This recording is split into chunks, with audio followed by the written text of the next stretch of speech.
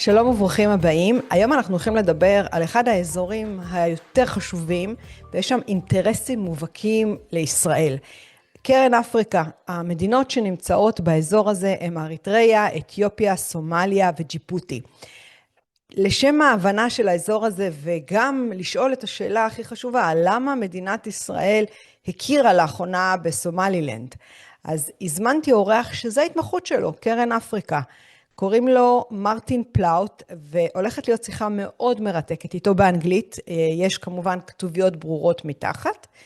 השיחה הזאת היא גם זרמה למקומות שלא חשבתי שהם יגיעו, אז שווה לכם להישאר ולעקוב. אני אפגוש אתכם כמובן בסוף השיחה שלנו. Hello, Martin Plaut, you're saying? Or Plut, how do you pronounce it? It's a German name, so it's Plaut. I was born in Cape Town, but my father came from Düsseldorf. He was a German Jew who fled in the 1930s and then to Johannesburg and then ended up in Cape Town.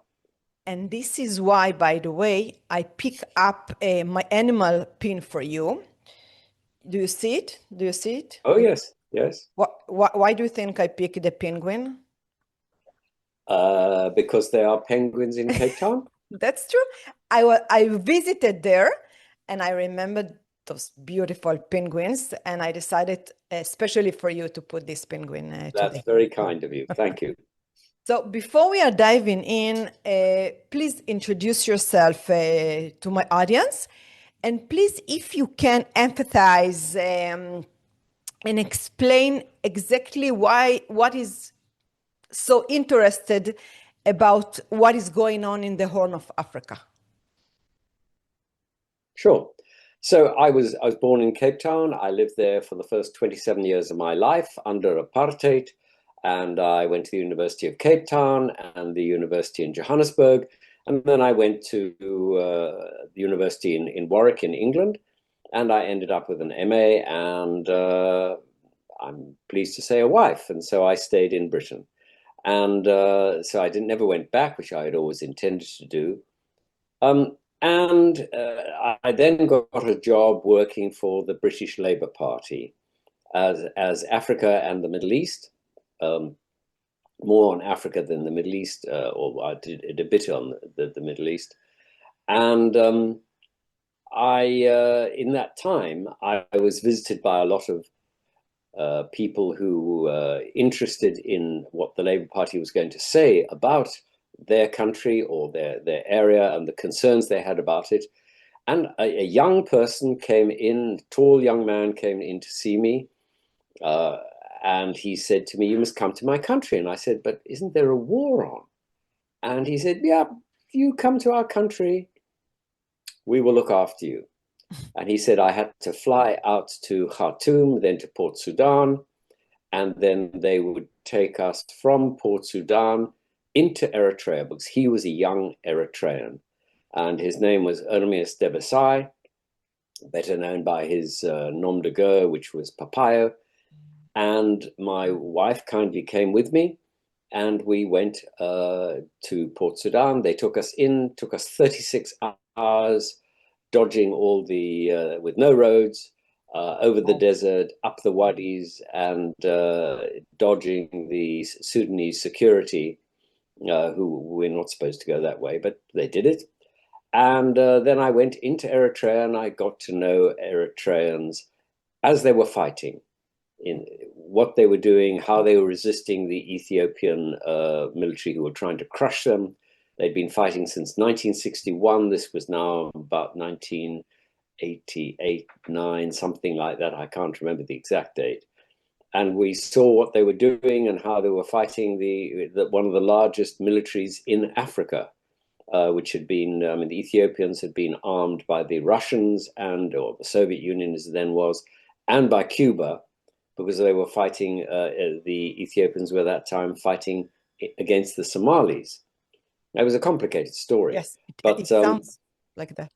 Indeed. And I really got to know them. And from then onwards, I was completely hooked, because the Horn of Africa, it doesn't matter to me whether you are an Eritrean or an Ethiopian or wherever. is the most interesting part of Africa, I think. Well, I mean, there are lots of really interesting parts, but I think it's absolutely fascinating, marvelous people, terrible governments usually, but wonderful people, and such a depth of culture, and you know, so different from the rest of Africa, partly because, of course, they have a written language, which of course Egypt had a written language, but apart from that, there are very, very few written languages in Africa. South of the Sahara, almost nobody has one. Mm-hmm. But when you don't have a written language, you do not have the ability to go back hundreds and perhaps thousands of years. Like the Jewish Ethiopians people. can. Sorry? Like the Jewish people. Exactly, exactly. And I mean, one of the interesting things when my wife, who is Jewish, went to Ethiopia for the first time, she realized, of course, she could read quite a lot of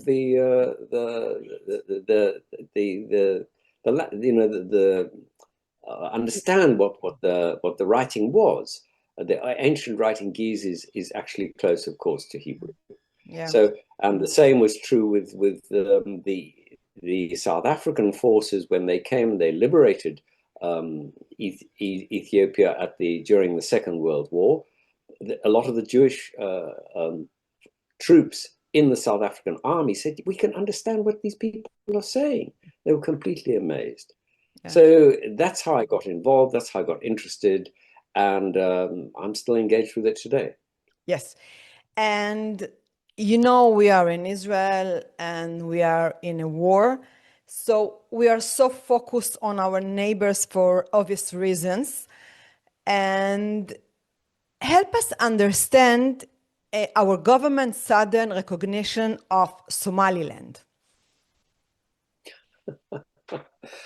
Well, there are lots of ways of looking at this. And I mean, I think one of the most interesting, if I may make an observation before I answer your question, yes, and everybody's saying, oh, you know, this is going to be a catastrophic war. It will drag the whole of the Middle East into it. Mm-hmm. And I look at it in exactly the opposite direction. Because, I mean, I think, is it 5 wars, 6 wars you've had with your neighbors? I can't remember. I mean, many wars. And is how it has not spread. Everybody says, oh, it's going to drag the whole of the Middle East in. Mm-hmm. Where are the Egyptians? Where are the Syrians? Mm-hmm. Where's Jordan?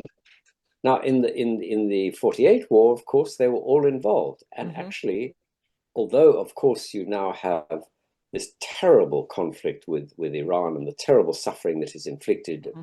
both on Iranians, on people in the Gulf and the people of Israel. I mean, it's awful, absolutely terrible what's happening. It actually has not spread. I mean, places like Algeria, Morocco are not involved. And yet they all are, you know, in a sense, supposedly could be described as part of the Middle East. So actually it hasn't spread as much as everybody thinks it has. And yes, it is intense, it is dangerous, it is very worrying, but it's not been as wide as people have predicted. I mean, the commentators always say, oh, this is the end of the world, you know, so dangerous. Yes. I think, well, actually, there's something more interesting happening, which is that actually over time, through terrible suffering, Israel has reshaped its relationships with its neighbors. I mean, not all of them. Mm-hmm. Hezbollah and so forth, and the Iranians, of course, are still determined to crush Israel and eliminate Israel, if possible, from the face of the earth. Sure. But others are not. And that is a really substantial change, and I think one should recognize it. Why do you think it happens? Because Egypt was a very bitter enemy of Israel, also Jordan and Syria. And in a way, you are saying now they are in silence. Even the Houthis disappeared.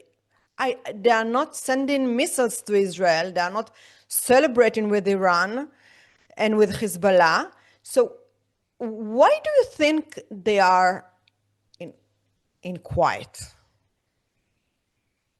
Because we have a better relationship with them? Okay, so let's skip to my previous question. It's not my area of expertise, but no, let me just answer it very quickly. Yes. I mean, you know, bizarrely, I think there are 2 reasons. The first is that over time, basically, places like the Egyptians, for example, have learned that actually Israel is very like it. The Egyptians and the Israelis and the Egyptians and the Syrians, what's the difference? I mean, of course you are different. I mean, I'm not trying to say people are the same, but actually you're all Middle Eastern powers, and they've begun to understand that actually you're just another state, and they need to deal with you pragmatically. Mm-hmm. The other thing I think one has to give credit to is, and this is something I do with greatest reluctance, is President Trump in the Abrahamic Accords actually achieved something. Now he's somebody whom I really loathe, but you know, if it has done something, one has to be realistic and say it has something has changed. Mm-hmm. Yeah. Okay, so let's go back to Somaliland recognition by our government. Sudden recognition. Well, I don't think it's very complicated. Mm-hmm. I think it's like most of these things, it's the result of many factors. Nothing is a single. Very seldom are things done just because one thing has changed. Mm-hmm. I think it's partly because Israel wants to break down the wall of opposition that it once faced, and wants to have allies where it's possible in the region. So I think that's a perfectly pragmatic view. Mm-hmm. It is also argued that it's a way to control, or at least have an influence over the Houthis, and Yemen. It also might allow Israel to have, some kind of base or at least relationship and monitoring the people who go through the straits of the Bab el-Mandab, which is an incredibly important waterway. So there are many, many reasons. Why not do it?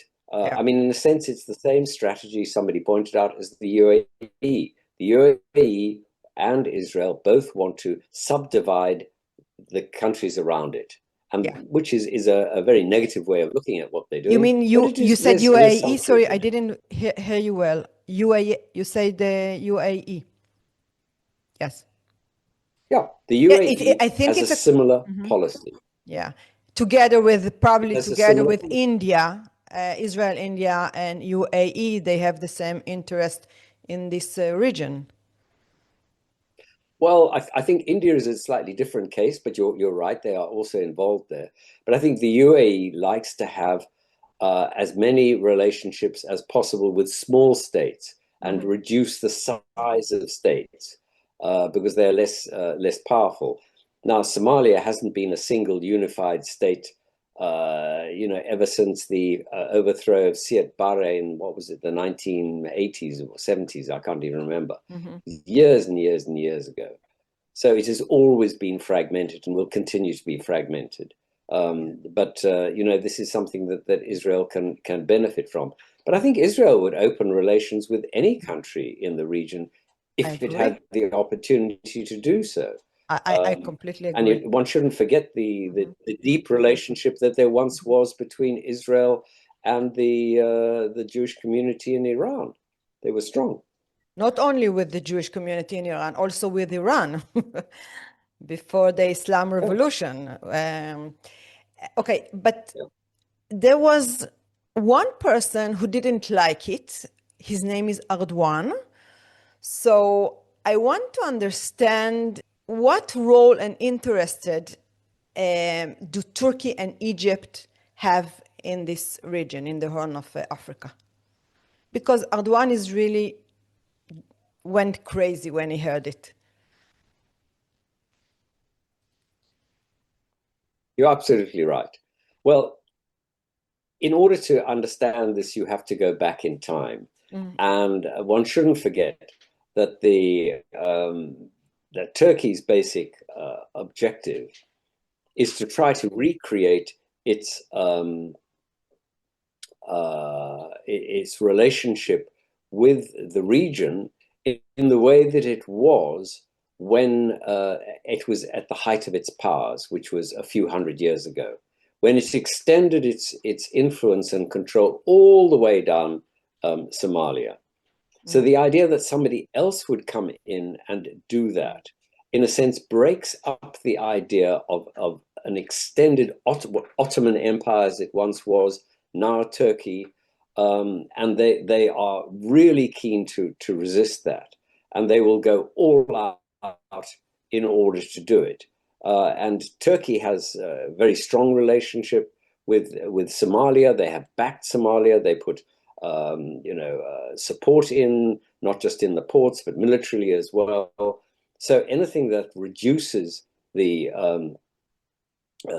strength of Somalia is completely against their interests. Because I heard they're really working hard and putting a lot of resource in this region. They are teaching the people over there Islam, and they are trying to tell them that they are the good guys after Europe went there and colonized them. So in a way, they manipulated the population over there. Can you explain me more about how their strategy inside this region? Like maybe... Well, I mean, yeah, I'm listening. They didn't have to bring Islam to Somalia or Somaliland. I mean, they've both been strong Islamic states for many years. That's nothing new. Mm-hmm. I mean, whether it's the kind of Islam that Turkey wishes to see is a different question. Mm-hmm. And of course, you have Al-Shabaab and other movements who are also interested in extending their control over Somalia. There's an intense fight for the control of Somalia.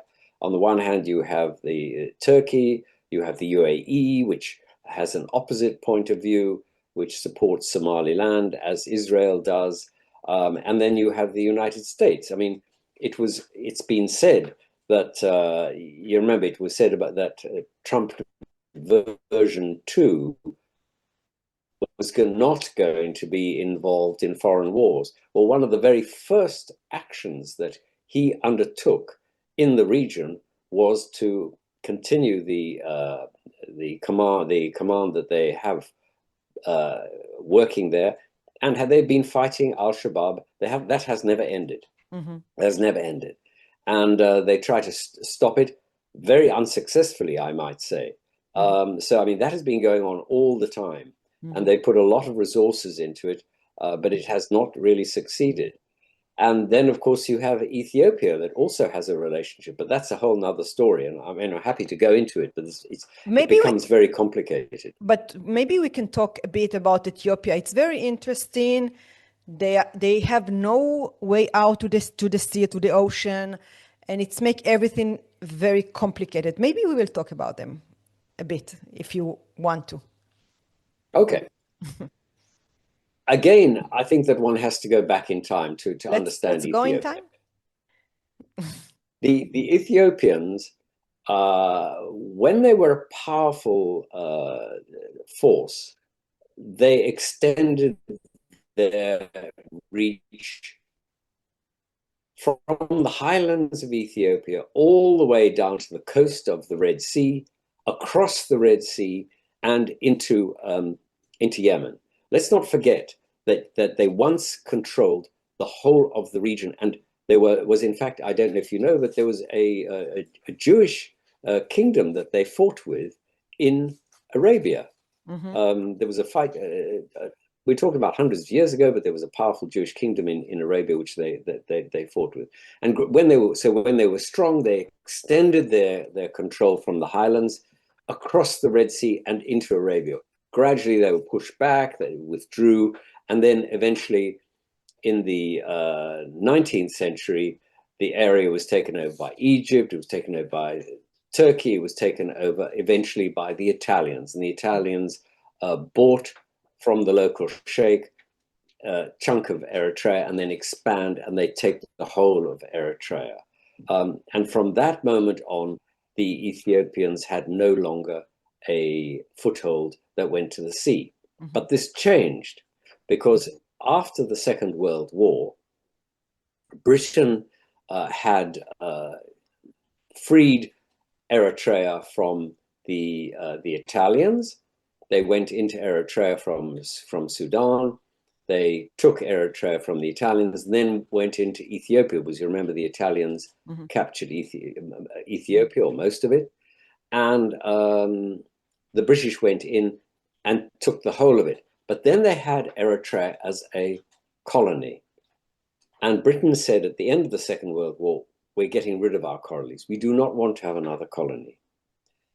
So they went to the Eritreans and said, well, do you want to be part of Ethiopia or what? And they split along religious lines. So the Highland Eritreans said, yes, of course we want to be part of Ethiopia. We have exactly the same kind of Christianity, Coptic Christianity, as the Highlanders. Yes. And the Lowlanders said, well, mostly Muslims, said, goodness me, no, we want to be part of Sudan. Eventually, Britain threw its hands up and said, we're not dealing with this. They gave it to the United Nations. The United Nations agreed to federate Eritrea with Ethiopia.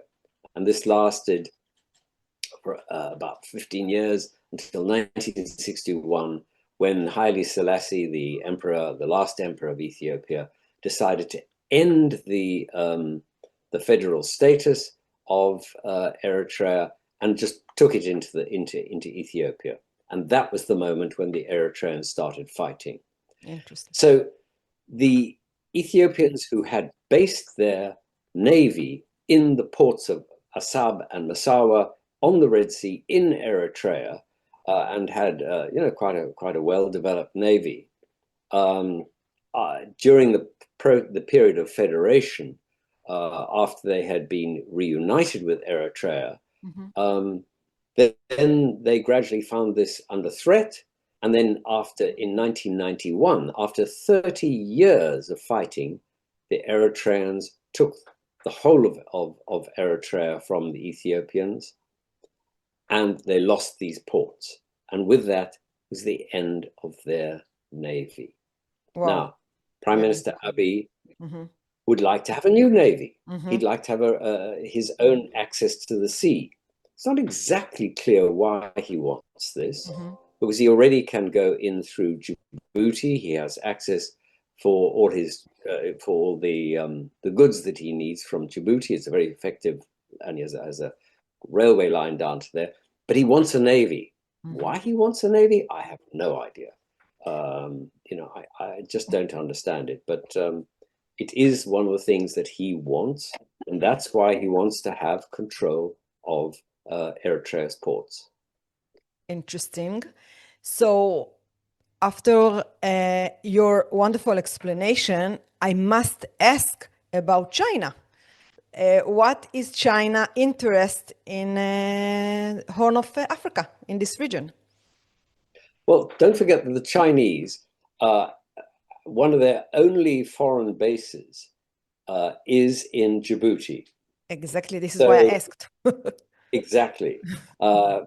Along with the Americans and the French. The French, it was a French colony, so there was a big French base, then there was an American base, then there was a Chinese base, now there's an Indian base, and I can't remember who else has a base there. I mean, Djibouti, makes money out of bases. They do pretty well out of it.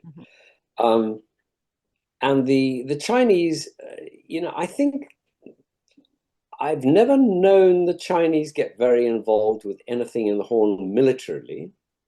I mean, it's very different from their, shall we say, their relationship with the South China Sea, where they are very aggressive and trying to push people like the Philippines, Vietnam, as well as, of course, Taiwan, to the maximum without actually having a war. They're coming close. But in the Horn of Africa, they've always been very quiet. I think it's a foothold. They mostly work on, their Silk Road projects, which are, in other words, economic relations with Africa, which they work at very, very hard, and having, radio stations, television. They have good radio, good television, and they provide all their access free. It is completely uncritical. So they would never say anything bad about any government, even though they're journalists whom I've met often in Africa are some of the best I've ever come across. But they're not allowed to say what they know, which is, of course, insane. But I mean, it's terrible being a journalist and knowing what's going on and not being able to say it. But so I think that it is more a holding position. Mm-hmm. They think it's useful to have. They can listen in on the world. It gives them a potential. I don't think the Chinese want a military presence. I think they may have done something in relation to piracy, because you may remember that the Somali pirates were active off the Horn of Africa, Mm-hmm. and that worked for a long time, but eventually they were eventually either paid off or crushed. Mm-hmm. And so that doesn't seem to be such a big problem any longer. אחת התקופות הפחות מדוברות והאפלה בהיסטוריה זה דווקא סחר העבדים הערבי-מוסלמי או הסחר הטרנס-סהרי והאוקיינוס ההודי. בזמן שסחר העבדים לארצות הברית ואירופה היה כ-400 שנה, הסחר הערבי נמשך מעל 1,300 שנה ובסביבות משהו כמו בין 10 ל-18 מיליון אפריקאים שנסחרו לצפון אפריקה ולמזרח התיכון. המידע והנתונים הם נוראים, סירסו שם את הגברים כדי שלא יתרבו, מעל 90% תמותה, ואת הנשים הפכו להיות פילגשים, ורציתי לדעת מה מרטין אומר על התקופה הזו. So maybe you can tell us about this, the Arab slave trade. Sure. I mean, the thing to remember about slavery is that slavery was the normal relationship between people until very recently. Mm-hmm. What do I mean by that?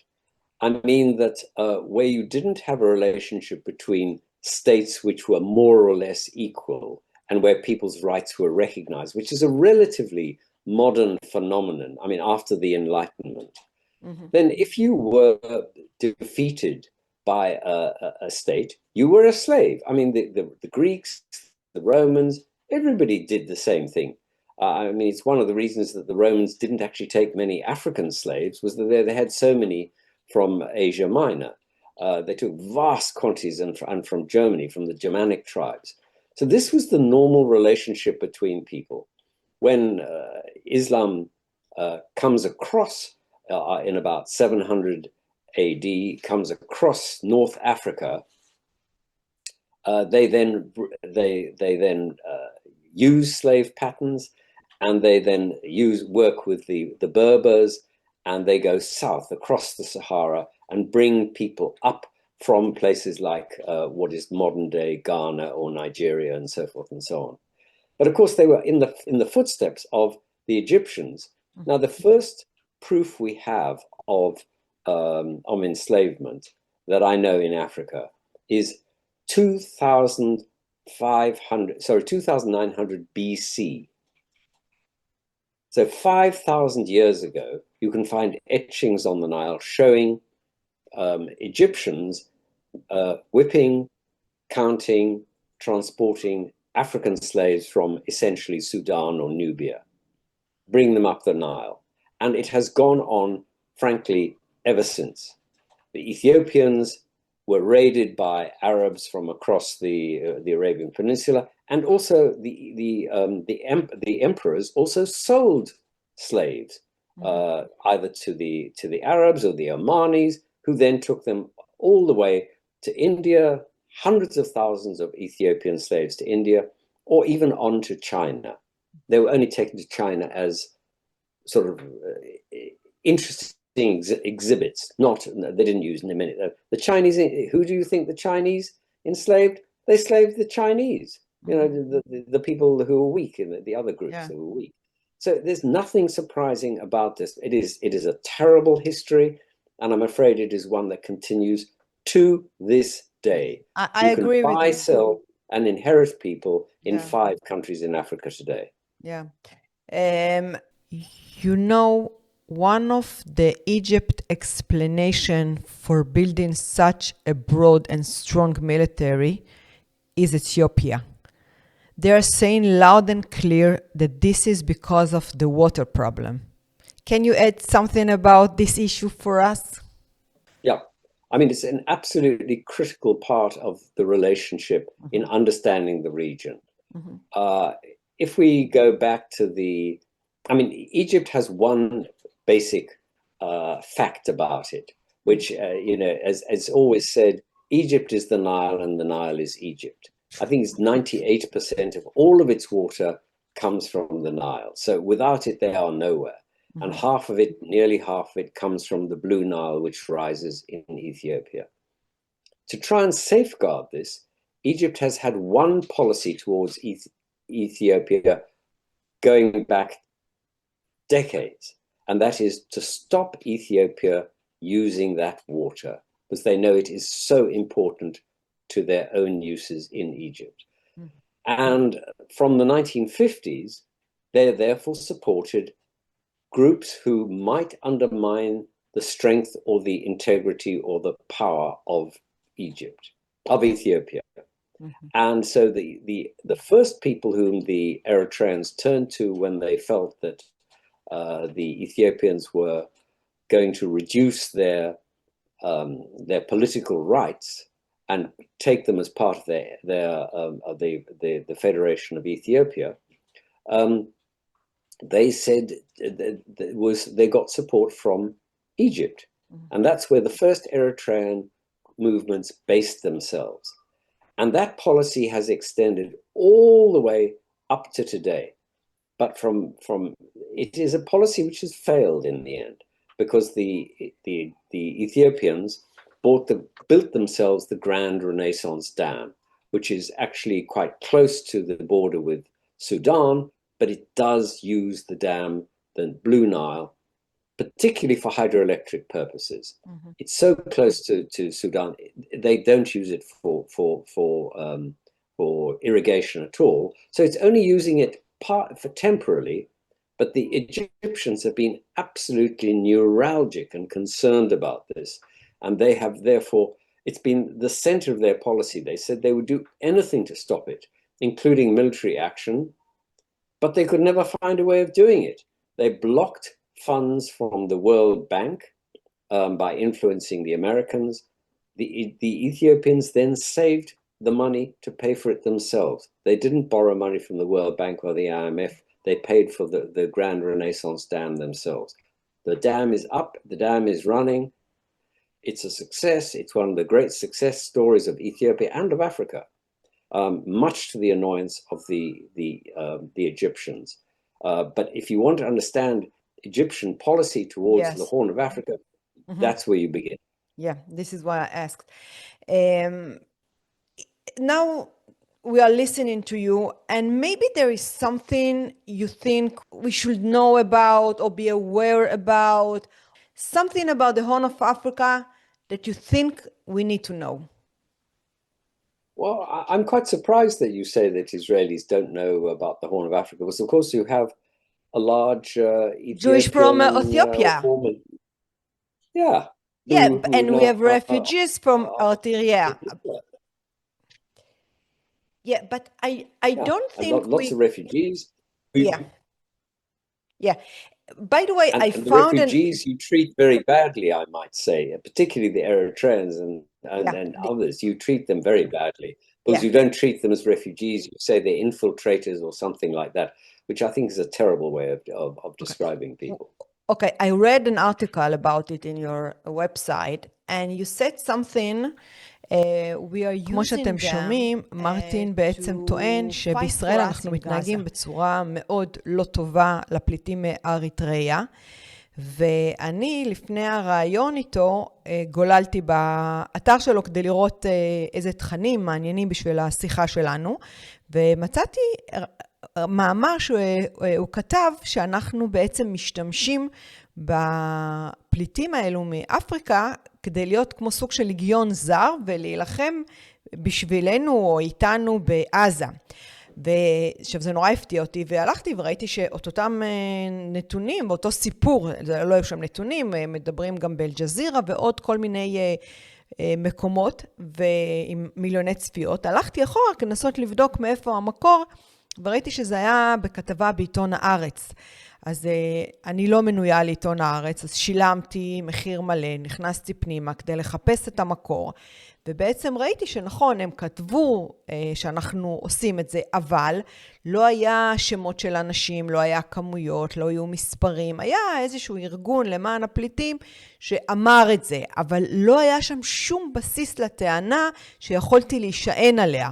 ואז המאמר הזה הלך והתפזר בעולם. יתרה מכך, באותו מגזין, בעיתון הארץ, מצאתי כתבה שונה לגמרי, שדווקא הפליטים מבקשים להתגייס, הם כתבו איזה סוג של עצומה לממשלה, וביקשו להיות חלק פעיל מתוך האירוע הזה. So it was the completely opposite, and I'm really wondering, where did you find these sources besides הארץ? I mean, I must be honest with you. I don't recall publishing the article, but I mean, if I've made a mistake, of course, I apologize because I wouldn't wish to. I don't put out things which I think are untrue. I thought it was an interesting article. Yes. Doesn't mean that I necessarily endorse everything that it said. And if they've made a mistake and I shouldn't have put it up, then I'm wrong. I mean, I think one of the interesting things about Israel is that is your military. Everyone thinks of it as made up of Jews, and of course the vast majority are. Mm-hmm. But I mean, of course, you also have Druze. You have, if I'm not mistaken, Arabs can volunteer to join. Even the Druze voluntary, they can go to the military. So ופה השיחה שלי עם מרטין קצת התרחבה מעבר למה שצפיתי או רציתי שנשוחח, אבל זה היה חשוב כדי להסביר שגיוס לצה"ל זה חובה לכל היהודים מגיל 18, אבל מה שיפה במדינה שלנו שאפשר גם להתנדב כאלו שהם מיעוטים, כמו הדרוזים והצ'רקסים והבדואים, יש לנו נוצרים ואפילו חלק מהמוסלמים מתגייסים לצבא. הם בוחרים לעשות את זה, הם מרגישים חלק ביניהם. יש לוחמים אמיצים מאוד שעושים עבודה נהדרת ונלחמים כתף אל כתף עם היהודים בצבא הגנה לישראל. וזה משהו שחשוב להבין שלא כל כך פשוט גם להתקבל להיות לוחם, וכל ההמצאה הזו של לקחת את האפריקאים המאגרים להיות לגיון זר היא באמת המצאה מרושעת שאין לה בסיס במציאות. ויתרה מכך, ופה הסברתי לו שמה שקורה בישראל, בדרום תל אביב, הפליטים מביאים איתם הרבה מאוד גם פשע ומקרי אונס וסמים, ואנחנו רואים אותם זרוקים ברחובות, והאזור שהם נמצאים בו נורא מפחיד ומתונף, ואי אפשר להסתובב שם בלילה. ואני כן הסכמתי ואמרתי שמדינת ישראל צריכה לקחת החלטה, או שהיא נותנת להם סוג של אישורי שהות, או שהיא מוציאה אותם מכאן, או גירוש, או קבלה, אי אפשר להשאיר אותם באמצע. היום בתקופת מלחמה, המקלטים שהם מגיעים אליהם נראים נורא, יש שם לכלוך וצואה על הרצפה, ודברים מאוד בלתי נסבלים כדי לשהות במקום. זה אירוע שמדינת ישראל תצטרך לטפל בו, אבל זה נקודה שחשוב להבהיר אותה, שאנחנו בעצם מתמודדים פה עם פשע מאוד מאוד גדול שהם הביאו ביחד איתם. It is an issue. I completely agree with you, and we need to take care of it, and we need to decide. So Israel needs to take a decision about it. I agree about it, but yeah. I mean, the one thing that has happened, particularly with Eritreans, is that a lot of the Eritreans who leave their country because it is a very repressive country, it is very poor, and they have a very hard life. And some of them come they come to all sorts of countries, but they go to Israel as well. Mm-hmm. And there have been clashes between them, amongst them, because some of them support the government and some oppose the government. And that has led to bitter conflicts in places like Tel Aviv, which is very sad. And some of them have been killed. And I can really understand why Israelis find this difficult to understand. But I mean, it is because the Eritrean government extracts money from their supporters and actually forces their refugee exiles abroad to support the government, either, if they want to have anything good happen to their own families back in Eritrea. So it's a long, complicated story, but I can understand if I was an Israeli, I would not like to have people fighting on my streets. I just hope it will be solved soon. And, we have like so many issues and problems right now in Israel. As you know, we have very long war, consistent war, and it's not easy for us. We are not perfect.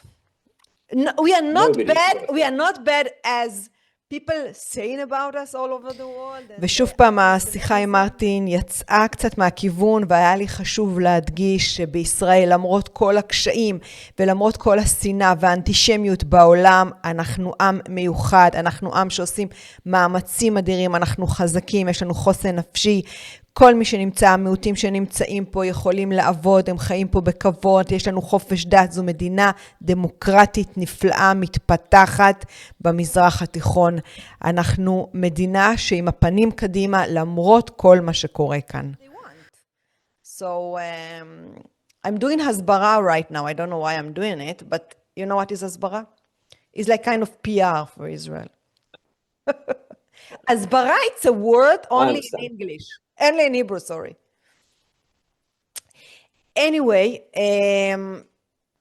is there any message you want to send to the Israelis before we are ending our talk? I mean, I think that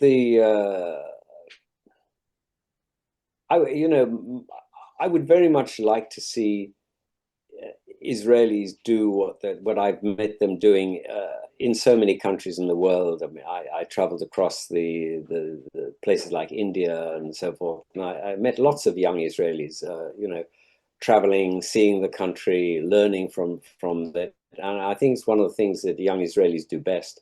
And I just hope that this terrible time can end, that you can have, shall we say, I hope better government. I think your government is, shall we say, a bit strange at the moment. But obviously you have to deal with these things in your own way. You are a democracy, just like America is a democracy and Britain's a democracy. We all have our own problems. We must resolve them.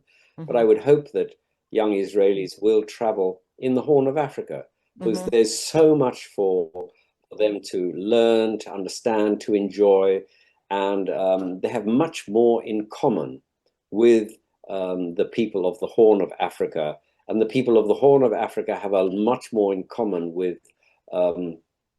Israelis and with people of the region than they can remember. And I think that interrelationship, which one can see in good ways through cultural exchanges. Let's not forget that the Queen of Sheba, according to all Ethiopian Christians, went and had a relationship with King Solomon, and that her son returned to Ethiopia on a magic carpet, would you believe? Now, I promise you they believe it. That's the beginning of the Solomonic myth, as it's called. Yeah. So these links are deep and they're strong, and your cultures are intertwined, and of course, like all our cultures across the world, will become more intertwined as periods come by, and we need to learn from each other and enjoy each other's differences and the same things that we have. And that is what I would like to see. And when Israelis can just move around the area, one shouldn't forget that it wasn't that long ago when Jewish communities were scattered across the Middle East, and it is one of the great sadnesses of the current situation that so many of them have either fled or had to flee from places like Algeria, Morocco, wherever. And that relationship has been damaged, and it's sad. And I would like to see, people, it's obvious, living in peace and harmony with each other. But boy, we've been trying that for since the beginning of time. Yeah. So, yes, I'm wishing for all of us, for all the regions and all the countries and people all over the world, I wish for a peaceful life. And I appreciate your time to share your knowledge with us. Martin, Plout, it was very interesting talking to you. Thank you for your time. It's a great pleasure, and I wish you and your listeners and viewers well. Yes, and I will add your website if they want to dig more about the Horn of Africa. Please, and if they want to buy my book, it came out last year, it's called Unbroken Chains, a 5,000-year history of African enslavement. They'll find all sorts of information about the region, about slavery, and about how these things work. And I hope they would read it with enjoyment.